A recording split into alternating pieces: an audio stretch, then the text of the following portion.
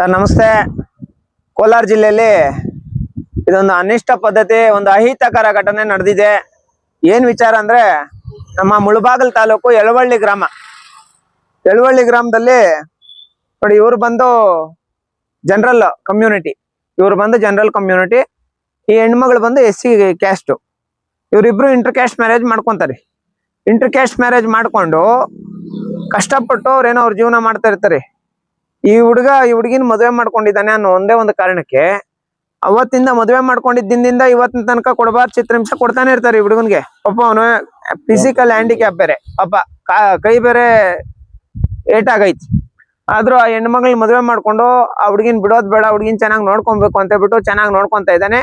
ಕಷ್ಟಪಟ್ಟು ನೋಡಿ, ಇಲ್ಲಿ ಹಿಂದೆ ಮನೆ ಐತೆ ಇದ್ರಲ್ಲಿ, ಇದು ಯಳವಳ್ಳಿ ಗ್ರಾಮಕ್ಕೆ ಹೋಗೋಂತ ರೋಡ್ ಅಲ್ಲಿ, ಇದು ಒಡ್ಡಳ್ಳಿಯಿಂದ ಯಳವಳ್ಳಿ ಪುಂಗ್ನೂರ್ ರೋಡ್ ಅಲ್ಲಿ ಇರೋಂಥದ್ದು ಮನೆ. ಪಾಪ ಅವನ್ ಜಮೀನಲ್ಲಿ ಪಾಪ ಅವನ್ ಕಷ್ಟಪಟ್ಟು ಮನೆ ಕಟ್ಕೊಂತ ಇದ್ರೆ ರಾತ್ರಿ ಇವ್ರ ಕಿಡಿಗೇಡಿಗಳು ವೇಣುಗೋಪಾಲ್, ಸುಬ್ರಹ್ಮಣ್ಯ, ಕೋದಂಡ, ರವಿರಾಮಯ್ಯ, ಇವ್ರ ಕಿಡಿಗೇಡಿಗಳೆಲ್ಲ ಬಂದು ಸುತ್ತಿಗಳು, ಚನಕೆಗಳು, ಗಡಾರಿಗಳೆಲ್ಲ ಎತ್ಕೊಂಡ್ಬಂದು ಈ ಮನೆನ್ ಧ್ವಂಸ ಮಾಡೋರು.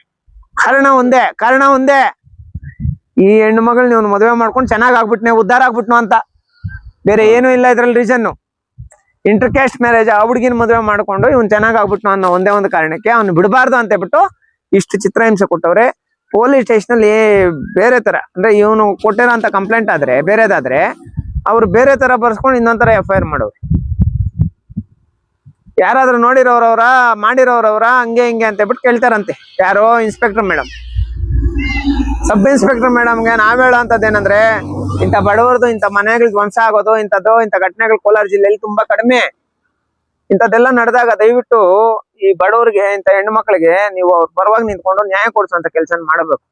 ಅದನ್ನ ಬಿಟ್ಬಿಟ್ಟು ಎಲ್ಲ ಒಂದ್ ಕಡೆ ಅಲ್ಲೇ ಈ ಮನೆ ಧ್ವಂಸ ಮಾಡಿರೋರ್ಗೆ ಫೇವರ್ ಆಗಿ ಇದ್ ಮಾಡೋಂಥ ಕೆಲ್ಸನ ಸಪೋರ್ಟಿವ್ ಆಗಿ ನಿಂತ್ಕೊಂಡು ಕೆಲಸ ಮಾಡೋಂಥದ್ದು ನಮ್ಮ ನಂಗ್ಲಿ ಇನ್ಸ್ಪೆಕ್ಟರ್ ಮಾಡಿರೋಂಥದ್ದು, ಸಬ್ ಇನ್ಸ್ಪೆಕ್ಟರ್ ಮಾಡಿರೋಂಥದ್ದು.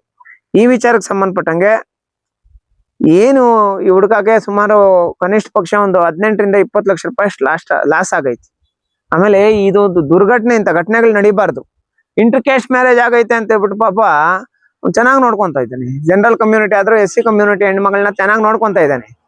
ಅವನ ಮೇಲೆ ಇವನೇನಾದ್ರೂ ಅವತ್ತೇನಾದ್ರೂ ಇಲ್ಲಿ ಇದ್ದಿದ್ರೆ ಇವನ್ ಸಾಯ್ಸಾಕ್ತಾ ಇದ್ರು. ಈ ಒಂದು ವಿಚಾರಕ್ಕೆ ಸಂಬಂಧಪಟ್ಟಂಗೆ ಕೂಡ್ಲೆ ಕಿಡಿಗೇಡಿಗಳನ್ನ ಅರೆಸ್ಟ್ ಮಾಡಿ ಜೈಲಿಗೆ ಕಳಿಸ್ಬೇಕು. ಇವ್ರಿಗೆ ನ್ಯಾಯ ಸಿಗ್ಬೇಕು. ಯಾಕಂದ್ರೆ ಮನೆಯಿಂದ ಧ್ವಂಸ ಮಾಡಿರೋಂಥ ಕೇಸ್ ಅಂದ್ರೆ ಸಣ್ಣ ಪುಟ್ಟ ಕೇಸ್ ಅಲ್ಲ. ಈ ಕೂಡ್ಲೆ ಅಂತ ಕಿಡಿಗೇಡಿಗಳನ್ನ ಅರೆಸ್ಟ್ ಮಾಡಿ ಜೈಲಿಗೆ ಕಳಿಸ್ಬೇಕು ಅಂತ ಹೇಳ್ಬಿಟ್ಟು ಈ ಮುಖಾಂತರ ಮನವಿ ಮಾಡ್ತಾ ಇದ್ದೀನಿ ಸರ್. Thank you.